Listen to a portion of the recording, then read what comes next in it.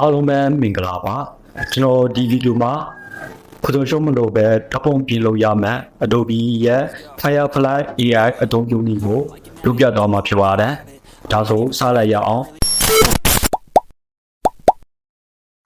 Adobe Generation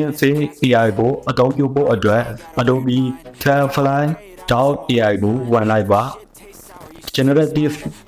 Bega Generate ကိုမြင်လိုက်ပါ Upload image ပါဆိုရင်ကိုယ့်ရဲ့စိတ်ကြိုက်ပုံကိုလာပြီးတော့ထည့်လို့ရပါတယ်။တူပေးထားတဲ့ပုံကိုလည်းတိုက်သုံးကြည့်လို့ရပါတယ်။ကိုကတူပေးထားတဲ့ပုံကိုစမ်းသုံးကြည့်မှဖြစ်ပါတယ်။ background ကိုပြောင်းကြည့်ရအောင်။ background ကိုနိုင်မယ်။ဒီမှာကိုယ်စိတ်ကြိုက် background ကို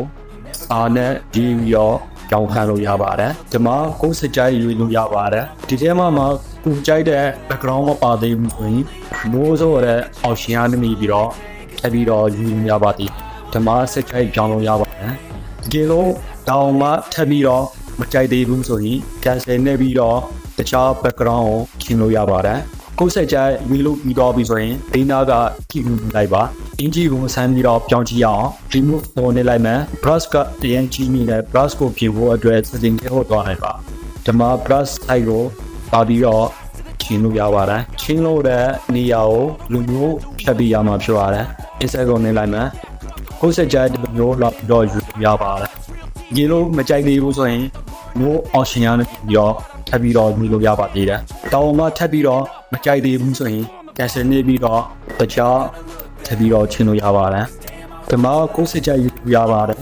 တောင်မှထပ်ပြီးတော့မကြိုက်သေးဘူးဆိုရင် no option ရနေပြီးတော့ထပ်ပြီးတော့ယူလို့ရပါတယ်ဒီမှာစက်ကြလာပြီးတော့ယူလို့ရပါတယ်ကိုယ်စက်ကြဖြစ်ပြီးဆိုရင်ဒီနောက်ကလိုက်ပါ setting ပုံစံကိုပြောင်းဖို့အတွက်move တို့ယူပြီးတော့သူရဲ့ spin ကိုလိုက်လိုမျိုးလိုက်ပြီးတော့ဖြတ်ပြရမှာဖြစ်ပါတယ် inside ကိုနေလိုက်မယ် generate ကိုနေလိုက်ပါဒီမှာခုစကြ spin ပုံစံကိုလာပြီးတော့ယူလို့ရပါတယ်ဒါအောင်မှမကြိုက်သေးဘူးဆိုရင် more option အနေနဲ့ပြီးတော့ယူလို့ရပါသေးတယ်ခုစကြပြင်လို့ပြီးသွားပြီဆိုရင်ဒီနာကိုနေလိုက်ပါဒီမှာတစ်ခုခုထည့်နေဆိုရင်ဘယ်လိုထည့်ရမှာလဲဆိုတော့ camera ကိုဒီလိုမျိုးပြီးတော့ဖြတ်ပြရမှာဖြစ်ပြီး remove တိုးနဲ့လာပြီးတော့ဖြတ်ပြရမှာဖြစ်ပါတယ်ဒီဆိုင်ကိုနေလိုက်ပါစကြဓမ္မလာပြီးတော့ရပါတယ်အောင်မှအဲ့တိုင်းမကြသေးဘူးဆိုရင် more option နဲ့ပြီးတော့ထပ်ပြီးတော့ယူလို့ရပါသေးတယ်နောက်မကြိုက်ဘူးဆိုရင် cancel လုပ်ပြီးတော့တခြားအောင်လာပြီးတော့ထည့်လို့ရပါတယ်ဒီလိုမျိုးစကြယူလို့ရပါတယ်မကြိုက်သေးဘူးဆိုရင် more option နဲ့ပြီးတော့လည်းထပ်ပြီးတော့ပြီးလို့ရပါသေးတယ်ပြီးပြီဆိုရင်ပေးနာကနေလိုက်ပါကိုယ်စကြပုံကိုပြင်လို့ပြီးတော့ပြီဆိုရင် download ကိုနေလိုက်ပါကျွန်တော်ရဲ့ video ကိုအဆုံးအထိကြည့်ပေးတဲ့အတွက်ကျေးဇူးတင်ပါတယ်ကျွန်တော်ရဲ့ channel ကိုလည်း like and subscribe လုပ်ပြီးတော့ဖို့မမေ့ပါနဲ့ဟုတ်ဗျ